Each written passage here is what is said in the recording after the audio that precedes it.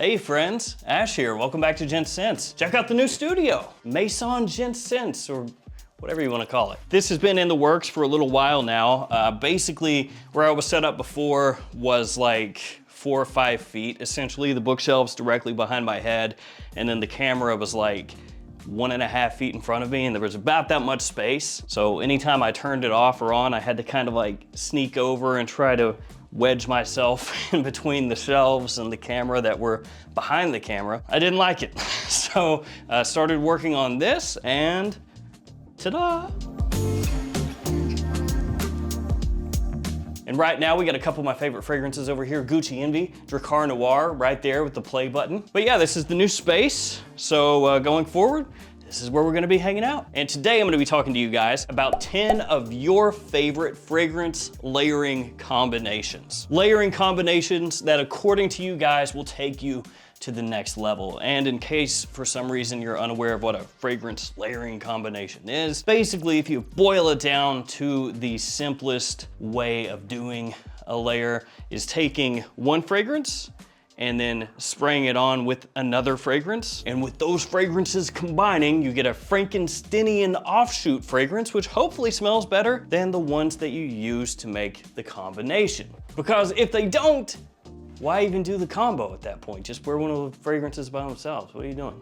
Overcomplicating things. Before we jump into the fragrance layering combos, pause the video now if you'd like some codes. The Lucky Scent code has changed, so through July and August of this year, the code is 2023 Gents. That will get you 10% off your order. Triple Traders has the code Gents Scents, all one word. That'll get you 10% off anything on the website. Max Aroma, Twisted Lily, it's Gents 10, 10% off. And So Avant Garde, the code is Ashton20. So as I said, you guys submitted these fragrance layering combos on the community tab of my YouTube channel, and there's some more stuff on there right now if you want to go on there and upvote other people's comments so that they end up in a future video, or leave one of your own to be in a future video. And we're going to be doing some smelling of these fragrance layering combos as we go through. Very scientific, spraying 2 fragrances onto the tester strip at once and seeing how it smells, but why not? The first fragrance layering combo comes from Sol Caballeros 485. Terre d'Hermès Parfum plus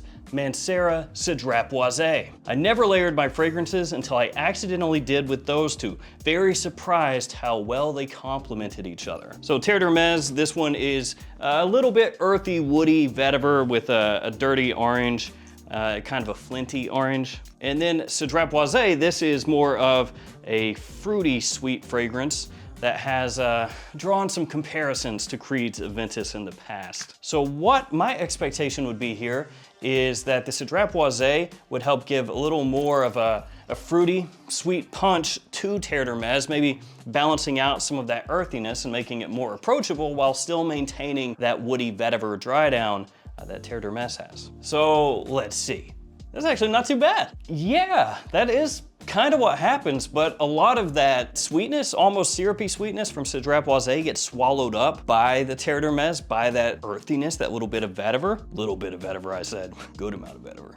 Yeah, I think we stumbled upon something here. So if you're somebody who Terre d'Hermès just doesn't work for you because it does have those facets that I talked about that some people dislike, and you have Cedrat Boisé, give it a try. Up next, we've got one from Dudu Mata 1790. The One Royal Night and the One Eau de Parfum, both from Dolce & Gabbana. An absolute killer combination which solves the performance problem that even the EDP has. Performance. Thank me later, guys. And this combination, along with a couple other The One Eau de Parfum combinations, was really popular. Another person said that the One Luminous Night they use with the One Eau de Parfum. And I have to say, I think this one's gonna work really well because they're both from the same line, they have a similar DNA, but the One Royal Night is much stronger than the One Eau de Parfum. So the One Eau de Parfum, that's a really sweet, sexy, spicy date night fragrance, but as he mentioned, the performance can be a little bit lacking. The One Royal Night, much stronger. That is intriguing. It's like a long lost the one flanker that never existed, but should have. First punch, it was a little awkward, but then as it settles, ooh.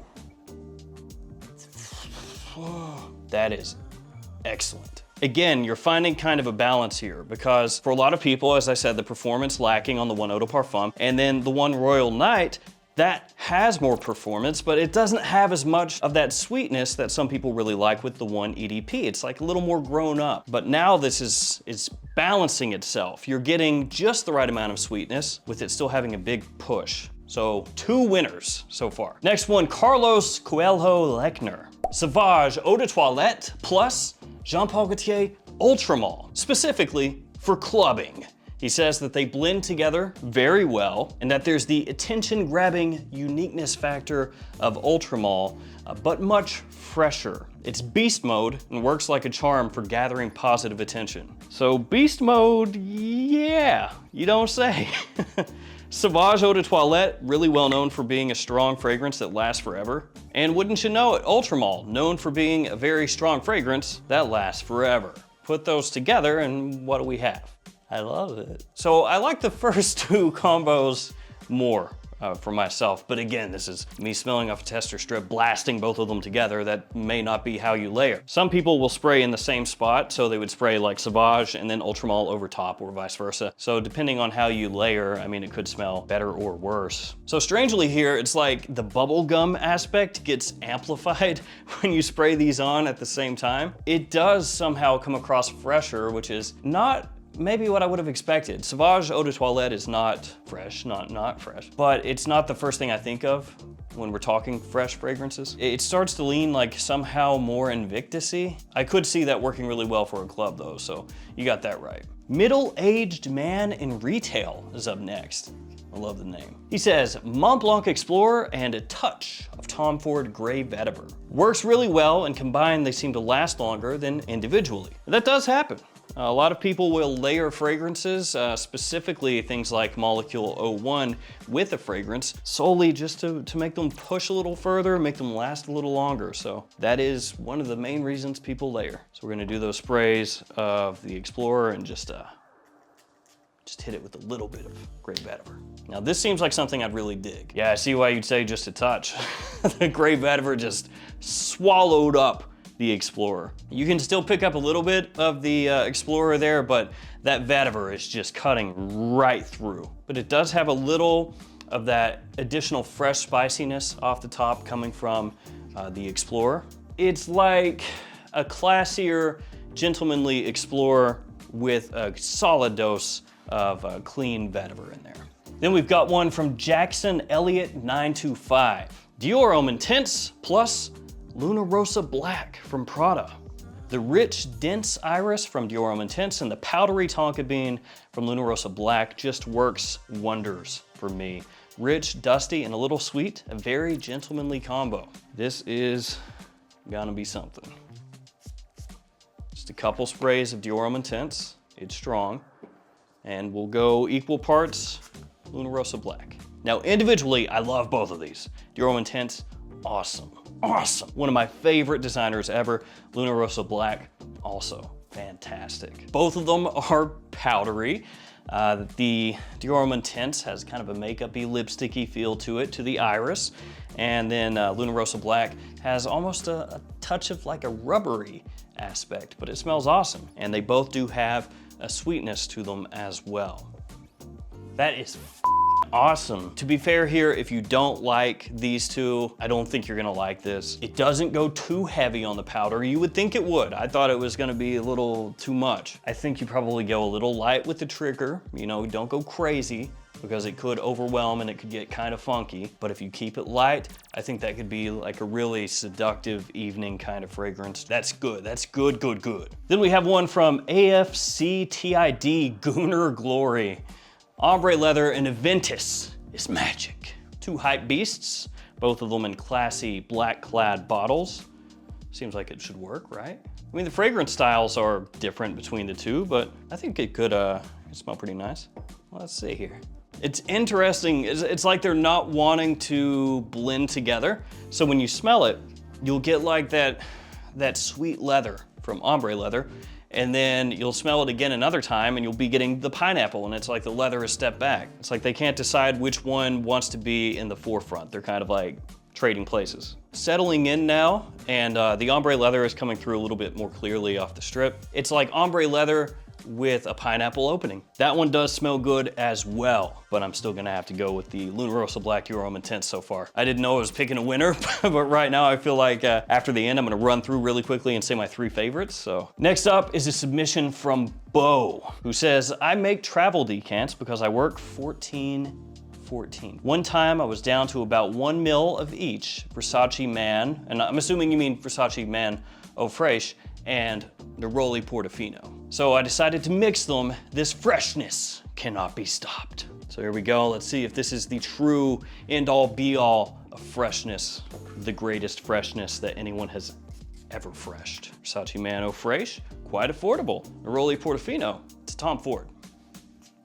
First smell, I hated it.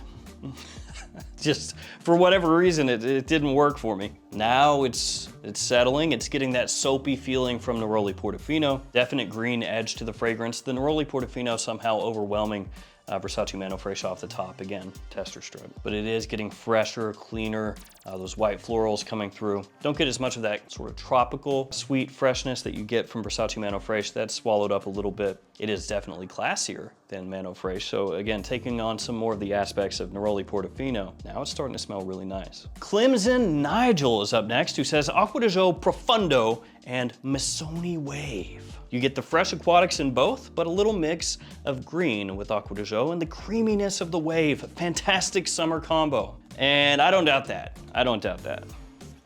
Dig both of these, and they would seem to be complementary, I would think.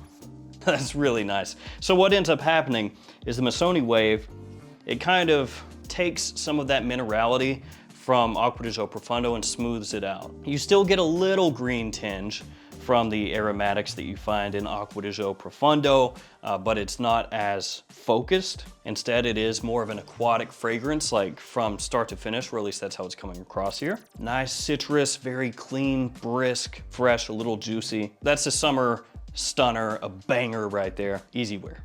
Eric, I'm gonna just annihilate your name. Eric Quijije. Eric, Q-U-I-J-I-J-E. I'm not even gonna try, man, I'm so sorry. 7674. Molecule 01 with Bvlgari Man Wood Essence. Gives it a bit of a cedar edge that balances with the sweetness so well, compliment monster. So Molecule 01 from Escentric Molecules, pretty cheap from discounters. You can find this a lot of times in like the $50 range, something like that. This is just Iso Gamma Super, essentially. A lot of people will take this and they will layer it with other fragrances. It does have, as you said, kind of a cedary scent profile, a light cedary scent profile, and a lot of people layer this or mix it with things to increase the performance, the longevity. One issue, potentially, with Molecule 01 is that some people say they can't really smell it. And so they'll be like, hey, I got this in, but I don't smell anything. I think I got ripped off or whatever.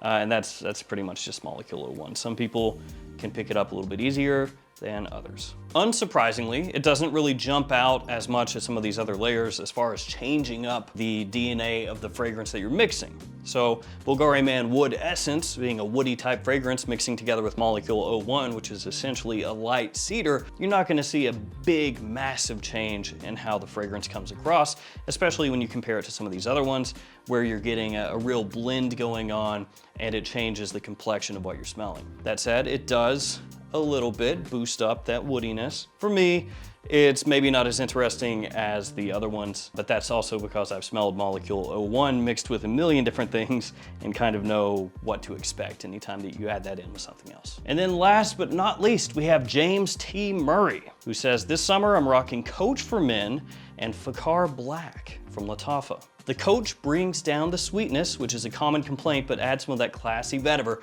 Pretty nice. So let's check it out. There's the Coach and the Fakhar. So I suppose you could technically just mix Y Eau de Parfum with Coach for Men and get something pretty similar to this. Essentially, you're doing a fusion, like a Dragon Ball Z fusion of two different blue fragrances here, and then you're coming out with a new blue fragrance. And both of these are really inexpensive as well. So Fakhar Black from discounters, Coach for Men from discounters, both inexpensive. Tell you what, once that settles, that is nice. That could be like a little kind of under the radar compliment monster. Yeah, that is good. I like it. And the sweetness is tamped down a little bit. It's still there. It's still there. The Fakhar Black, the sweetness coming out decently well where you can pick it up, but it's balanced a bit, as he said. It makes it more approachable. So I know I said I was gonna pick my favorites, but going back through these, a lot of them are way better than when I first sprayed them on. It's gonna be pretty difficult, so I'm just gonna leave it and say that most likely my favorite is this one, the Rossa Black Aroma Intense, but all of these are worth trying. Some of these are absolutely killer. I wanna thank you guys for hanging with me today. Thank you everyone for your submissions. Stay safe out there, and I'll see you again tomorrow with another fragrance video. See you later.